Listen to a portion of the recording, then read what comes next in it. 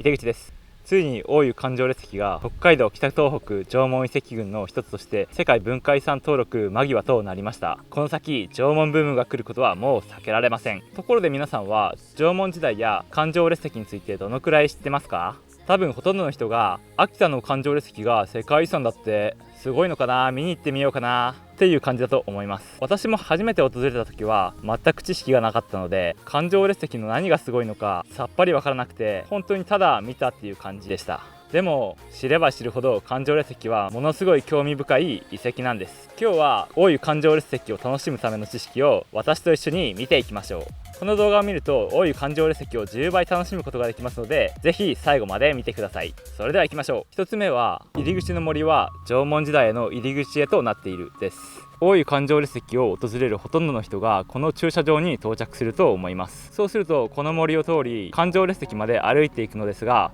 この森にある植物をぜひ見てください。奈良、どんぐりの木ですね。あとはくるみ、栗、これらは何だか分かりますか？これは縄文時代に食べられていたと考えられている食べ物の木なんですね。こういった木の実はストーンサークル館に展示されているので、ぜひ見てみてください。要するにこの森は縄文時代を再現しているんですね。この森を通るときはタイムスリップをしている気分で歩いてみてください。そして森を抜けたら振り返ってみてください。もう駐車場もストーンサークル館も見えませんよね。それは縄文時代の風景をそのまま感じてほしいという考えからなんです。なので現代のものは基本的に見えないようになってるんですね。環状列石以外にもいろいろなものがある遺跡なんですが、あるのは簡単な表示だけで説明文は基本的にありません。遺跡の詳しい説明はストーンサークル館で見ることができるので、必ず寄ってくださいね。それから車が走っていてもそれは目をつぶってください。大湯環状列石を楽しむために知っておくべきこと2つ目は、大湯環状列石は何のために作られたのかわからない謎の巨大モニュメントということです。まさか本体が何なのか分かってないってあんまりだって思いますよね。なんでわからないのかっていう話ですが、十和田湖はカルデラ湖であることが知られていますが、もともとめっちゃ噴火していた十和田火山なんですよね。この図を見てもらえばわかると思いますが、この辺は昔は火山灰が降り積もってできた土地なんです。そのためこの土地は多量に火山灰を含むため土壌が酸性なんです。酸性度に埋まっちゃうとほとんどのものが溶けて残らないので、ここ大湯環状列石でも土器や土偶、あとは石で作ったものとか溶けにくいものは多数出土してるんですが、人骨とか骨とかそういうものは今のところ出てこないというわけなんですね。よってひとまず大湯環状列石は謎の巨大円環モニュメントとさせていただきましょう。大湯環状列石を楽しむために知っておくべきこと3つ目、環状列石はお墓説が濃厚です。確かに古墳とかピラミッドとか巨大な遺跡はお墓説が大概濃厚ですよね。ではよく見てみましょう。環状列石は実はただ円環状に石が並べられているわけではないんです。組石と呼ばれていますが、これとかこれとか規則性を持った石の塊があるのは分かりますか？この組石をたくさん環状に並べたものが環状列石と考えられているんです。環状列石は昭和27年、今から70年前に初めて本格的な発掘調査があったんですが、当時の状況を調査報告書をもとに簡単に説明しますね。この環状列石の中にある組石の下を調査してみたところ、14基中11基から穴の跡が見つかったそうです。この穴の大きさは屈葬で入れる大きさ、つまり人一人が手足を折り曲げて入れるくらいの穴だったみたいです。ちなみにこの画像は北海道高砂貝塚で出土した人骨です。縄文時代この屈葬が一般的だったみたいですね。さらに組石の下の土壌のリンを調べたんですが、7例中1例に比較的多くのリンが検出されたとのことです。リンが多く検出されるってことは人間とか動物とかが埋められていた可能性が高いみたいなんですね。このことから環状列石はお墓の可能性が高いとされたんですけど、逆になぜかこの穴が下にない排石があったり、人骨自体やこういった当時のお墓に一緒に入れるはずの副葬品が出土しなかったり、リン分析の結果が思わしくなかったりすることから、環状列石墓地説は定着しなかったみたいなんです。しかしその後の話なんですが、ちょっと離れた一本木後ろというところで組石が何基か見つかっていて、やっぱりその下にお墓のような空洞があって、そしてさらに副葬品があったのが見つかっているんです。これによって組石の下の空洞はお墓であるとほぼ証明できたので、同じような組石の集合体である環状列石も多分墓地ではないかと考えられるようになりました。なので多分環状列石は墓地だったということです。ただここから少し話を膨らませていきますよ。大湯環状列石を楽しむために知っておくべきこと4つ目は、周りに建っているこの建物は本当にこんな建物だったかは分かっていないです。私も初めて来た時、あれこれなんだろうなってすごい不思議に思ったんですよね。普通に考えたらこれ縄文の建物を再現したのかなと思いませんか？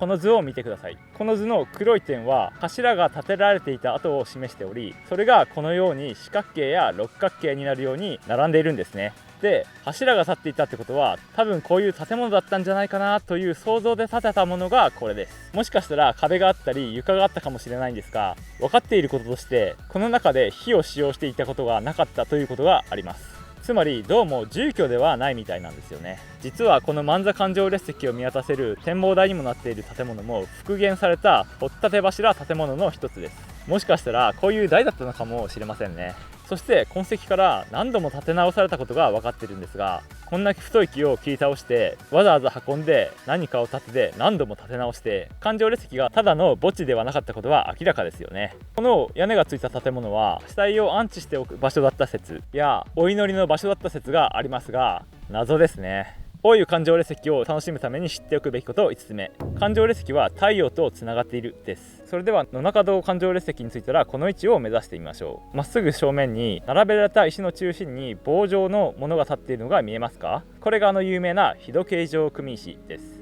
野中堂環状列石と万座環状列石、どちらの環状列石にも中心から北西に日時計状組石が存在します。それではこの場所で振り返ってみてください。その先にはもう一つの環状列石、万座環状列石の中心、そしてその先には万座環状列石の日時計状組石があるんです。ほら、上空から見るとよくわかりますよね。そして夏至の日、この直線の先には太陽が沈むことが分かっています。環状列石は明らかに太陽を意識した構造になってるんですね。エジプトのラー、インカのインティ、日本神話ではアマテラス、太陽が信仰の対象になることは多いです。太陽に特別な意味を見出し巨大モニュメントを作り出した、これも間違いないのではないでしょうか。大湯環状列石を楽しむために知っておくべきこと6つ目、環状列石には入り口と出口があるです。環状列石を上から見てみましょう。これは野中堂環状列石、どう見ても外に向かって伸びている石の列がありますよね。しかも2つ。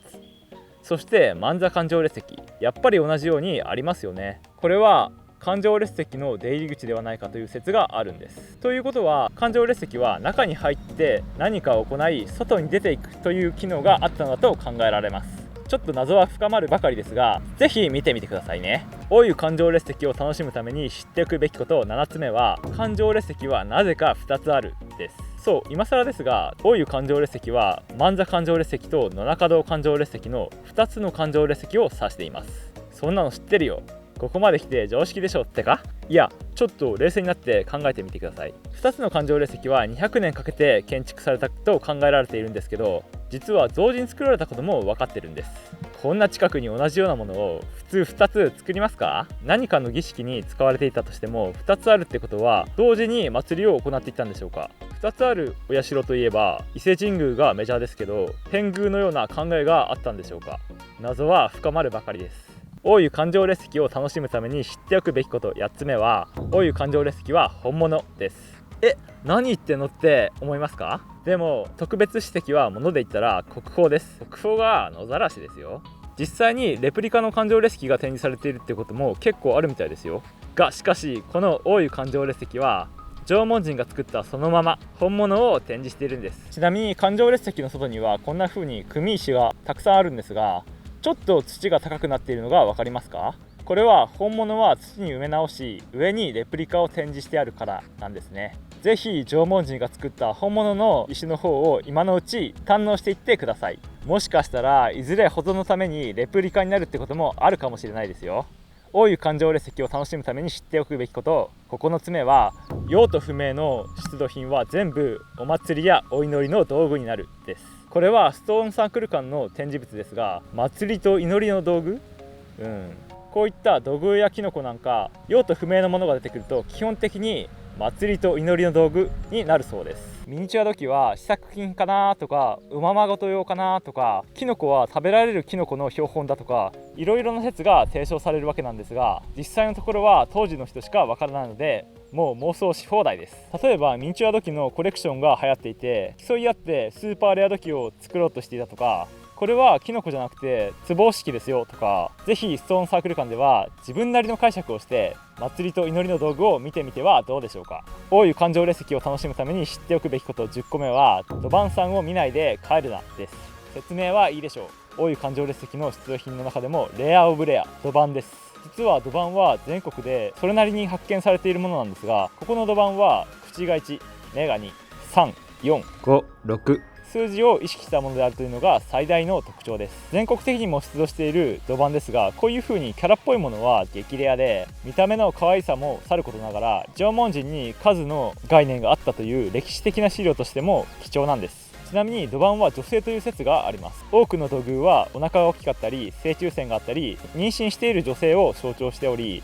安産祈願ではないかという説があるんですが、土板も正中線ありますよね。あとは計算機説や子供に数を教えるためのもの説、もしかしてめっちゃ怖い呪術用のアイテムだったりして。さていかがだったでしょうか。実は今回の動画を作るにあたって私自身もかなり大湯環状列石について勉強したり、実際にボランティアガイドの入門講座を受けたりもしました。まだまだ話したいディープな魅力があるんですが、今回はここまでで我慢しておきたいと思います。もし環状列石でもっと深い話を聞きたい方はストーンサークル館に連絡してからお越しいただけたらと思います。予約をしていただければガイドの方が無料でもっと面白い内容を話しながら展示室や遺跡を案内してくれたりもします。もしかしたら私が案内することもあるかもしれませんね。一応入門講座も受けていますし。